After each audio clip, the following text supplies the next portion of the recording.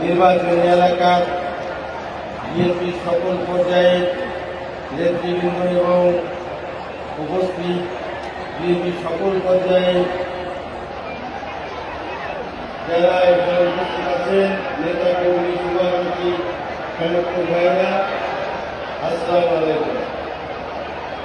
এখানে আমরা যারা উপস্থিত হয়েছি আমরা সবাই জানি আগামী 12 তারিখে যে দেশে যে সাধারণ নির্বাচন হবে এটা একটি বহুল আকাঙ্ক্ষিত নির্বাচন। এই নির্বাচনের জন্য গত 18টি বছর আমরা সংগ্রাম করেছি।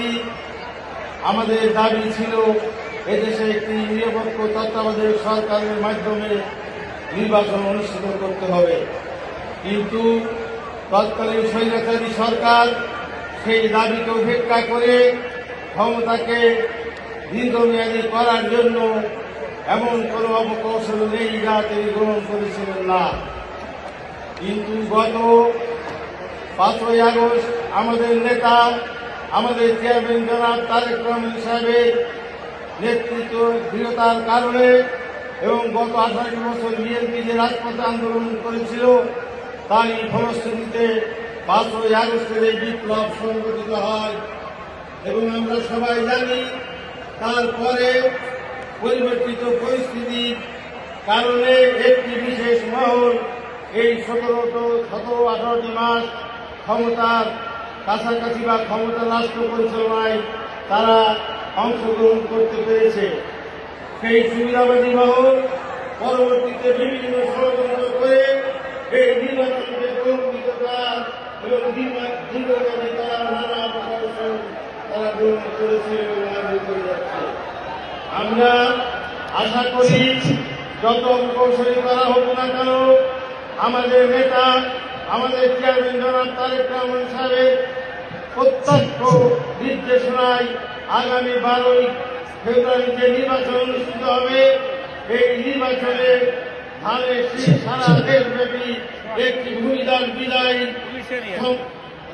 বিএনপির একটি বিদায় হবে এবং আমাদের নেতা জনাব তারেক রহমান সাহেব এদেশের প্রধানমন্ত্রী হবেন। এইটি আজকের বাস্তবতা এবং আজকে সারা দেশের যে আবহাওয়া সেটা ধানের শীষের পক্ষে। আমরা মাঝে মাঝে শুনতে পাচ্ছি এই নির্বাচনকে নানাভাবে ষড়যন্ত্রমূলকভাবে এই রেজাল্ট অন্যভাবে প্রবাহিত করার একটি চক্রান্ত কাজ করছে। আমি আজকের এই সমাবেশ থেকে এই 7টি জেলার সকল পর্যায়ের নেতৃবৃন্দ এবং কর্মী সমর্থক ভাইয়ের উপস্থিতি জানাতে চাই, যে কোনো ষড়যন্ত্রই হোক না কেন বিএনপির নেতা কর্মীরা তাদের বুকে তাজা রক্ত ঢেলে দিয়ে হলেও সকল ষড়যন্ত্র প্রতিহত করবে এবং আগামী 12 তারিখের নির্বাচনে একটি ভূমিদান বিদায়ের মাধ্যমে বিএনপিকে নিরঙ্কুশ সংখ্যাগরিষ্ঠতা এদেশের মানুষ দান করবে এবং আমাদের নেতা জনাব তারেক রহমান সাহেব এদেশের প্রধানমন্ত্রী হবেন এবং ইতিমধ্যে আমাদের নেতা সারা দেশব্যাপী একটি রাষ্ট্র বিনির্মাণে তার যে পদক্ষেপ তা ঘোষণা করেছেন। আশা করি জনাব তারেক রহমান সাহেব নেতৃত্বে এবং দেশের প্রধানমন্ত্রী হওয়ার পরে আমরা সবাই যদি তার সমর্থন করি এবং বিশেষ করে খুলনা বিভাগের সকল আসন যদি তাকে উপহার দিতে পারি তবে তার নেতৃত্বে এদেশের উন্নয়ন, এই দেশটি উন্নয়নশীল দেশ থেকে একটি বিশ্বের উন্নত দেশে রূপান্তরিত হবে এবং তিনি যে সমস্ত কমিটমেন্ট করছেন বিগত দিনে বিএনপি রাষ্ট্রীয় ক্ষমতায় থেকে দেখিয়েছে। বিএনপি যে সকল কমিটমেন্ট করেছিল তার সকল কমিটমেন্ট বিএনপি বাস্তবায়ন করেছিল। বিএনপি একটি প্রশিক্ষিত এবং একটি অভিজ্ঞতা সম্পূর্ণ রাজনৈতিক দল। বিএনপি পাবে এদেশকে আগামী দিনের একটি উন্নত দেশ এবং একটি স্থিতি সরকার প্রতিষ্ঠিত করে এই দেশকে সোনার দেশে রূপান্তরিত করবে। আমরা আজকে এখান থেকে সবাই প্রতিশ্রুতিবদ্ধ হয়ে যাব। আমাদের ভিতর কোনো ঐক্য নাই, ঐক্যবদ্ধভাবে আমরা প্রত্যেকে নির্বাচনী এলাকায় ঐক্যবদ্ধভাবে নির্বাচন করে এই বিভাগের সকল আসন জনাব তারেক রহমান সাহেবকে উপহার দেব। সবার প্রতি আহ্বান রেখে সবার সুখ শান্তি সমৃদ্ধি এবং মঙ্গল কামনা করে আমার বক্তব্য শেষ করছি। সবাইকে ধন্যবাদ।